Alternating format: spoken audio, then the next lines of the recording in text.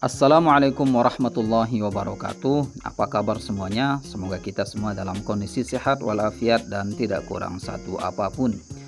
Di video kali ini saya akan coba membahas simulasi proses pemungutan suara pada TPS masing-masing di pemilu 2024 yang akan datang.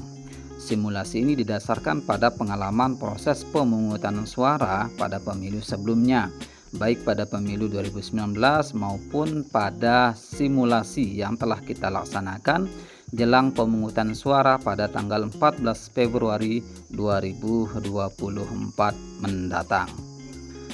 Untuk diketahui sahabat-sahabat sekalian, masing-masing TPS nanti akan ada 9 petugas yang melaksanakan proses pemungutan suara.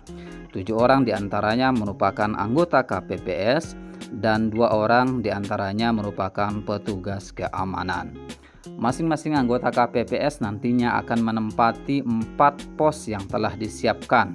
Secara berurutan dapat kami gambarkan bahwa untuk pos 1 akan ditempati oleh KPPS 4 dan 5. Pos kedua nanti akan ditempati oleh KPPS 1, 2, dan 3. Pos 3 akan ditempati oleh KPPS 6. Dan pos keempat nanti akan ditempati oleh KPPS 7. Nah, di video kali ini saya akan mencoba menggambarkan secara sederhana bagaimana proses pemungutan suara dilakukan sejak para pemilih datang ke TPS sampai mereka pulang ke rumah masing-masing. Yang pertama, ketika para pemilih sudah datang ke lokasi TPS dengan membawa surat undangan masing-masing, maka mereka akan dipersilahkan masuk oleh para petugas keamanan. Dan para pemilih ini langsung akan menyerahkan surat undangan tersebut kepada anggota KPPS yang sudah berjaga pada pos pertama. Ketika para pemilih sudah menyerahkan surat undangannya, maka para petugas KPPS 4 dan 5 akan meneliti surat undangan tersebut apakah sesuai dengan DPT yang telah mereka terima ataukah sebaliknya. Apabila dinyatakan sesuai, maka para pemilih akan diminta duduk ke tempat yang telah disiapkan oleh panitia pemungutan suara. Bila proses penelitian data ini sudah selesai, maka para pemilih akan dipanggil untuk mengambil kertas suara dan akan bersiap menuju bilik suara untuk melakukan pemungutan suara.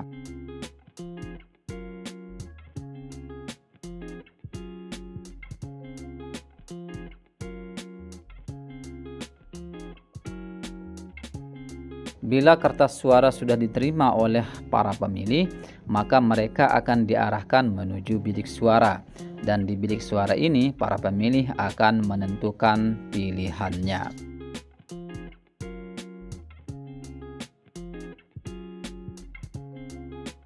Dan apabila proses pemilihan suara sudah selesai di bilik suara, maka para pemilih akan diarahkan menuju kotak suara untuk memasukkan kertas suara sesuai dengan peruntukannya.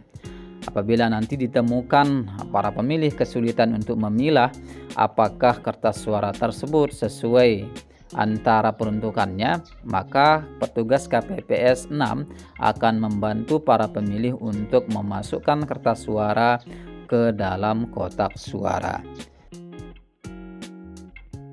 Bila proses tersebut berakhir, maka para pemilih nanti akan menuju pos terakhir, yaitu proses pencelupan jari ke dalam tinta yang telah disiapkan oleh petugas.